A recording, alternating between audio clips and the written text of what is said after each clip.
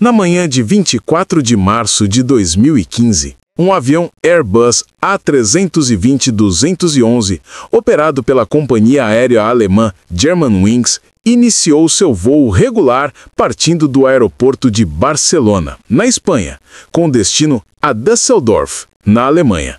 O voo era o 9525 e a bordo estavam 144 passageiros e 6 tripulantes, incluindo o capitão e o copiloto. O tempo estava bom e tudo parecia correr normalmente. Por volta das 9h27, o avião entrou em contato com o Centro de Controle de Tráfego Aéreo de Marselha, na França, responsável por aquela região do espaço aéreo. O capitão confirmou as instruções do controlador às 9h27, seguindo a trajetória prevista da aeronave que sobrevoava os Alpes franceses. Nos primeiros momentos, nada indicava que algo estivesse fora do comum. Sinais de problemas. Poucos minutos depois, os controladores de Marselha perceberam algo estranho nos instrumentos. O avião, que deveria voar a uma altitude de cerca de 11.500 metros, aproximadamente 38.000 pés, estava descendo rapidamente e já havia perdido quase 600 metros de altitude. Essa descida não havia sido previamente comunicada, o que imediatamente chamou a atenção dos controladores franceses. Eles tentaram contato com a tripulação para entender o motivo da descida, perguntando a que altitude o voo estava autorizado a voar. Contudo, não receberam resposta. Nos 30 segundos seguintes, as tentativas de contato se intensificaram, inclusive em outras frequências de rádio, mas o silêncio continuou. Outros pilotos próximos também tentaram contato, assim como um funcionário do sistema de defesa aérea francês. Mas o voo 9525 da Germanwings permaneceu mudo. A situação se agravou. Às 9h40, o sinal de radar do avião desapareceu. Os controladores declararam uma emergência, reconhecendo que a aeronave estava em uma situação de perigo iminente. Apenas um minuto depois, às 9h41, o Airbus colidiu violentamente contra uma montanha na região dos Alpes franceses, próxima à cidade de Prades, uma área remota e de difícil acesso, sem estradas próximas. Infelizmente, não houve sobreviventes entre os 150 ocupantes. Entre as vítimas estava uma turma de estudantes alemães que retornava de uma excursão à Espanha, à busca por respostas. Os gravadores de voo, incluindo o Cockpit Voice Recorder e o Flight Data Recorder, gravador de dados de voo, foram localizados ainda naquela semana, apesar de estarem bastante danificados. Por meio deles, os investigadores conseguiram reconstruir os últimos momentos do voo, revelando detalhes angustiantes sobre o que aconteceu. Durante a investigação, ficou evidente que a queda não havia sido causada por uma falha técnica ou condições climáticas, mas sim por uma ação deliberada de um dos pilotos. O avião havia sido derrubado intencionalmente. O que aconteceu na cabine de comando? Após o avião atingir a altitude de cruzeiro, o capitão Patrick Sondenheimer deixou a cabine de comando por volta das 9h30 para ir ao banheiro. Nesse momento, o copiloto Andreas Lutbis, que permaneceu sozinho, programou imediatamente o sistema de voo para iniciar uma descendente acentuada.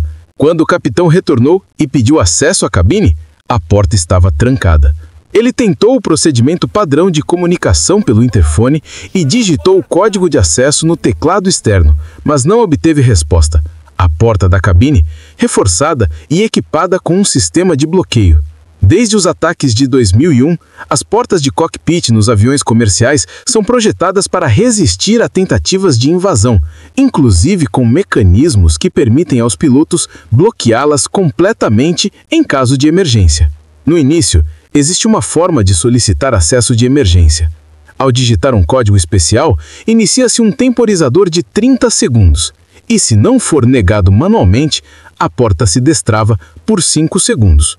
No entanto, o copiloto havia travado o mecanismo de dentro, impedindo qualquer tentativa externa de abertura. Do lado de fora, o capitão tentou diversas vezes abrir a porta, chegando a golpear com força, sem sucesso. Os sons de seus esforços foram captados pelo gravador de voz da cabine. Enquanto isso, os passageiros e a tripulação perceberam a situação desesperada à medida que o avião perdia altitude rapidamente. O passado dos pilotos. O capitão Patrick Sondenheimer Era um piloto experiente, com milhares de horas de voo, casado e pai de 2 filhos. Após a tragédia, sua esposa criou uma fundação para ajudar crianças e jovens a lidarem com o luto e situações de crise. O copiloto Andreas Lutbis, alemão, de 27 anos, era apaixonado por aviação desde a infância. Ele começou a voar de planador ainda jovem, tinha pôsteres de aviões no quarto e ingressou na academia de voo da Lufthansa logo após concluir os estudos. No entanto, poucos meses após o início do treinamento, enfrentou um episódio grave de depressão, sendo tratado com antidepressivos e acompanhamento psiquiátrico.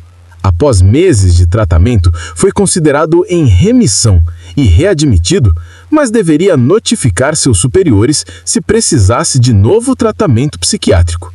Durante o treinamento na escola de voo da Lufthansa no Arizona, Estados Unidos, Lutbis mentiu em um formulário oficial ao declarar que nunca havia sido diagnosticado com transtornos mentais. A fraude foi descoberta, e embora mentir nesses documentos pudesse encerrar sua carreira, ele recebeu uma segunda chance após admitir o episódio depressivo. Em 2013, passou a voar na Germanwings, subsidiária de baixo custo da Lufthansa. No ano seguinte, sua saúde mental voltou a se deteriorar. Lutbis acreditava estar perdendo a visão, consultando médicos e especialistas com frequência, mas nenhum problema físico foi encontrado. Ele foi diagnosticado com transtorno hipocondríaco e sintomas de psicose, mas não seguiu a recomendação de internação em uma clínica psiquiátrica. Continuou voando, recebendo atestados médicos que o consideravam inapto, mas optou por não informar a empresa. Pelo menos um senhor fez sua parte, mas permaneceu em silêncio por respeito ao sigilo médico-paciente, que é muito valorizado na Alemanha. No entanto, poucos dias antes do acidente, Lutbis pesquisou especificamente sobre o funcionamento do sistema de bloqueio da porta do cockpit do Airbus A320 e chegou a simular procedimentos de descida durante voos anteriores quando estava sozinho na cabine. Reflexão sobre segurança e saúde mental. Esse caso evidenciou pontos críticos no sistema de aviação. Pilotos passam por avaliações médicas anuais, mas a saúde mental é mais difícil de monitorar do que a física. O sistema depende em grande parte da honestidade do piloto em relatar sintomas, já que revelar problemas pode colocar sua carreira em risco. Apesar de vários médicos terem atestado que Lutbis não deveria voar, nenhum deles notificou formalmente as autoridades ou a empresa, em parte por respeito ao sigilo médico-paciente, muito valorizado na Alemanha. Esse dilema entre confidencialidade médica e segurança pública gerou debates intensos. Será que os médicos deveriam ter alertado as autoridades?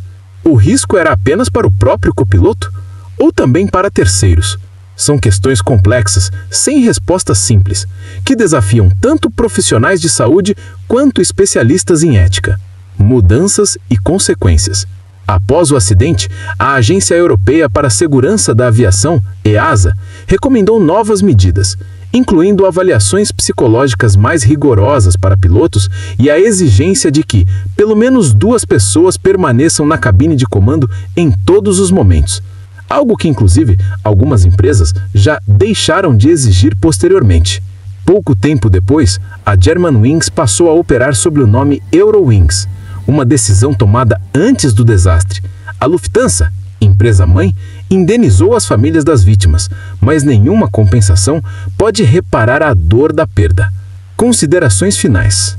Apesar da gravidade desse episódio, é importante ressaltar que acidentes desse tipo são raríssimos. O incidente levou a indústria da aviação a revisar procedimentos e reforçar a importância do acompanhamento da saúde mental dos profissionais.